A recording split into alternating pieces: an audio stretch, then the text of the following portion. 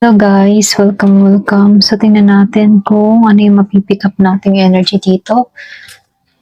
So be open-minded, hindi halos lahat naka-resonate. Thank you nga po pala sa mga nagsusubscribe, sa mga bumabalik. Maraming salamat. Give it the message for collective. Kanina itong mapipick up nating energy.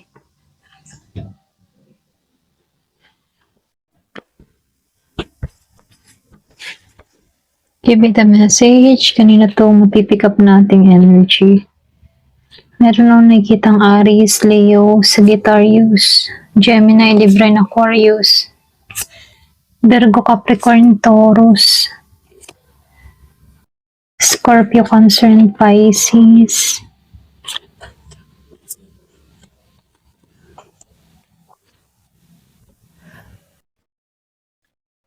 Yung iba sa inyo ha, comment ka below dito, nakikitaan ko lang dito. Yung iba, meron ditong pinag-uusapan ka. Kumbaga, hindi mo alam pero pinag-uusapan ka dito ng mga tao ito. Base sa card, mataas yung posibilidad na kilala mo to, itong taong involved dito, no? Pero hindi mo lang fully na-realize yung depth ng sitwasyon na to, okay? So, nakikitaan ko lang dito sa Nine of Wands, reverse, then Six of Swords, reverse, and the Six of Pentacles, reverse dito, no? Meron nung nakikitang pagod yung energy. Para bang matagal ka nang may nararamdaman na may something, okay? Pero pinipili mo yung hindi masyadong pansinin, okay? Iba sa inyo, meron kang palagay, meron kang feel, or meron kang may something na nafe-feel ka dito. Kumbaga, meron kang subconscious awareness, okay? Pagdating dito. So, nakikitaan ko lang dito, meron nangyayaring transition, either ikaw or meron nang nakikitang moving on sa isang sitwasyon. So, meron nang nakikitang issue na gusto mong iwanan, okay? Posibleng merong may chismis or usapan nangyayari habang tahimik kang nagmo-move forward. So, nakikitaan ko lang dito na merong imbalance. May taong feeling nila na mas lamang ka, okay, kaysa sa kanila.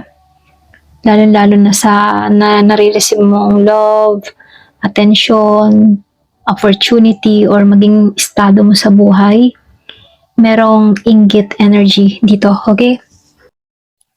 So, nakikitaan ko lang dito, no, kung kilala mo to, meron nung nakikitang temperance upright. So, comment ka kung kilala mo to.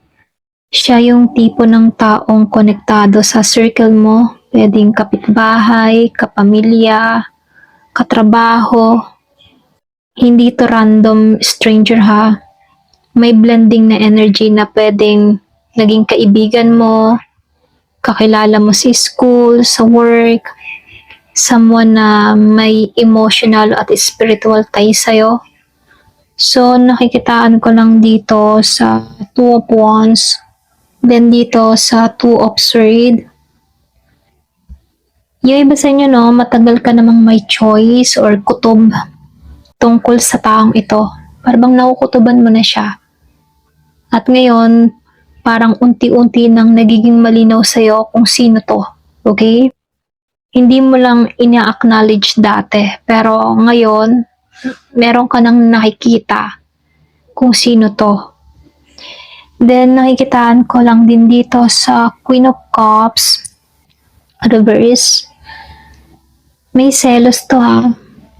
Merong emotional insecurity pagdating sa'yo. Pwedeng babae yung energy ng tao na to, okay? Kasi Queen of Cups, mostly babae to. Or kahit lalaki siya, malakas yung feminine energy niya. Meron akong nakikitang emotion, okay? Or pwede rin emotional tong tao na to. Siya yung tipo ng tao na sensitibo, madaling matrigger, okay? Then, sinabayan din dito ng Queen of Pentacles reverse. So, dito, no, meron akong nakita dito sa Queen of Pentacles na may comparison kayo ng tao na to, no? Kasi, kita ka ng tao na mas stable ka, okay? Or pwede rin mas meron kang nakakamit na attention, mas secure yung aura mo, okay? Kita ka ng tao na to na ganon. Then dito, nakikitaan ko lang din dito sa the Empress and the Ten of Cups dito, no? Meron akong nakikitang pinakamalakas na indicator dito na kung saan itong taong to ay 3 10s. 3 10 siya sa presence mo, okay? Yung bang tipo na may pakaramdam to na may nagugustuhan tong taong ito pero ikaw ang nagugustuhan ng taong gusto niya rito, okay? So, pwedeng mas malakas yung appeal mo, mas malakas yung charisma mo. May gusto ka sa isang tao na gusto rin niya, okay? Or pwede rin yung gusto niya, gusto ka din, okay? So, meron akong nakitang mas harmony yung image mo, no? Meron siyang inggit sa happiness mo, maging sa potential mo. Kumbaga, meron siyang nakikitang something nakakaiba sa'yo na wala sa kanya. So, nakikitaan ko lang din dito sa Two of Cups. Meron kasi ditong tao na yung bang tipo meron akong nakikitang plot twist, okay, na kung saan may genuine connection ka sa taong pinag-uusapan or sa third party involved. Okay? Kaya mas lalong may tension. So, nakikitaan ko lang din dito, Seven of Pentacles. Matagal na itong binabantayan, okay? Hindi ito biglaan, may taong tahimik na nag-o-observe sa'yo. Ito lang nakikita ko, no? Yung iba sa inyo, ha? So, comment ka lang below. So, nakikitaan ko lang din dito, malalim yung gustong iparating sa'yo dito, no? Yung iba sa inyo, kilala mo to. Hindi lang siya obvious, okay? Pero posibleng isa sa mga taong nakapaligid sa'yo. Someone na may unresolved tension sa'yo. Lumalabas din dito na meron ditong someone na may comparison energy, okay? At ang pinaka core dito, no, yung insecure ng taong ito, then sinamahan pa ng inggit, at meron ding emotional imbalance dito. Pero ang mahalaga, no, hindi ka clueless dito. Meron kang inner knowing, okay? At unti-unti mo nang nare-realize kung sino to, okay? Yung iba sa inyo, ha? Nakikita ko dito, meron kang kutob kung sino to. So, tingnan natin, kung may gagawin pa ba to laban sa'yo, okay? Give me the message. May gagawin pa ba to laban sa'yo? At ano yung intention niya sa'yo? Give me the message. Ano yung intention niya sa'yo? May gagawin pa ba siya laban sa'yo?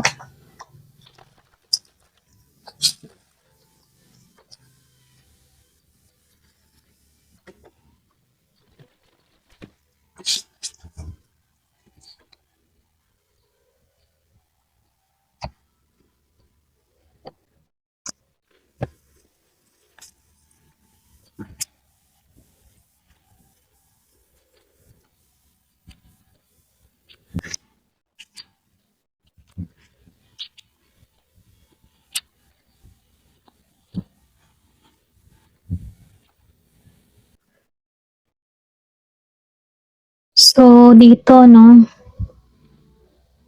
Dito sa Three of Cups. Dito. Itong tao na to, no? Nakikita ko dito may gagawin to, ha? Pero hindi siya direktang attack. So, ibig sabihin, mas nakikita ito bilang, excuse me. Mas nakikita ito bilang usapan sa grupo. Chismis sa circle. Meron din akong nakikitang pangbanggit ng pangalan mo sa mga social setting, hindi ito solo movie. Ito lang nakikita ko, May ibang involved or nakikinig. So, nakikitaan ko lang din dito sa Knight of Swords Reverse. Meron ditong impulsive na salita. Pwedeng bigla ang pagsasalita out of emotion. Meron akong nakikitang passive. Merong aggressive comment, okay? Passive, aggressive comment, ganyan. Hindi siya nag-iisip dito, no? Bago magsalita. Pero nakikitaan ko dito, no? Hindi naman ganun ka-effective yung kanyang mga sinasabi, no? Medyo sablay din yung kanyang mga paliwanag, okay, about sa'yo. Sa chismis na dalan ng taong ito. Hindi ka panipaniwala. So, nakikitaan ko lang din dito sa 8 of Wands upright. Then, dito sa Page of Swords. Yung iba sa inyo, mabilis yung komunikasyon. May mga nagbabantay sa'yo. Posibleng tinitingnan ang social mo. Okay, pwedeng social media mo. Meron tong mga kinukuhang impormasyon. May mabilis na pagkalat ng balita dito. Okay? So, nakikitaan ko lang din dito sa tower. Meron akong nakikitang biglaang pangyayari or pwedeng revelation. Pero tandaan mo yung the tower kasi truth explosion to. So, ibig sabihin, kung may gagawin man siya, mas babalik ito sa kanya. Kaya huwag ka mag-alala. So, lumalabas lang din dito sa 3 of Swords upright. May masasaktan ha, pero hindi to mukhang ikaw, okay? Nakikitaan ko lang dito, merong ditong pangunahin na matatalo. Mas energy to ng selos or pwedeng emotional pain niya or pwedeng mas masasaktan tong taong ito. So, lumalabas dito, no, safe ka dito sa Emperor, okay? Kasi, malakas yung protection mo dito. Ikaw yung mas stable, ikaw yung magnetic, mataas yung value ng energy mo dito. Hindi ka madaling ma-dethrone, okay? So, nakikitaan ko lang dito sa 6 of Pentacles, ano, meron lang hindi balanse. Pero hindi ikaw yung mawawala. Okay? Siya yung mas magiging insecure dito.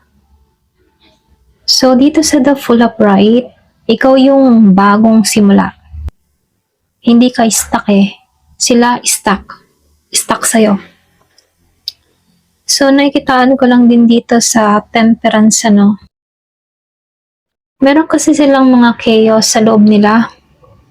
Ikaw kasi yung mas compose kaysa sa kanya, okay? Or sa kanila. Kasi nakikitaan ko dito grupo. So, lumalabas lang din dito sa the Moon reverse. May lalabas na katotohanan. Unti-unting mabubunyag yung tunay nilang motibo dito, no? Then, sinabayan pa dito ng the Hierophant. Ito yung protection card mo, si Hierophant. Mas nakikitaan ko dito grounded ka eh. Kumbaga may authority ka. Or pumapabor sa yung good karma. Okay? So, ikaw yung tipo ng tao na pwedeng hindi ka nalang pumapatol or pwedeng hindi mo na lang ito pinagtutuunan ng pansin. Hinahayaan mo na lamang ano. Kumbaga, nasa isip mo na lang dito na yung namang ginagawa, babalik din sa'yo. Mga ganun, no? So, meron naman tong gagawin sa'yo. Mostly salita, pag-uusap, or chismis, or pagkakalat ng informasyon, ano, about sa'yo. Meron ako nakikitang sudden event na posibleng mangyari, pero hindi ito magtatagumpay laban sa'yo, kaya huwag ka mag-alala. Sa kanila yung tatama kasi lumabas ang the tower dito. Lumalabas dito na malakas yung protection mo, kaya huwag ka mag-alala. Kung ikaw man ay meron kang kutob kung sino to, so comment ka below. So, lalabas naman yung katotohanan dito. Yung paninira ng taong ito sa'yo, sa kanya din to tatama. Ito rin nakikita ko. Ayan. Thank you for watching. Love and peace.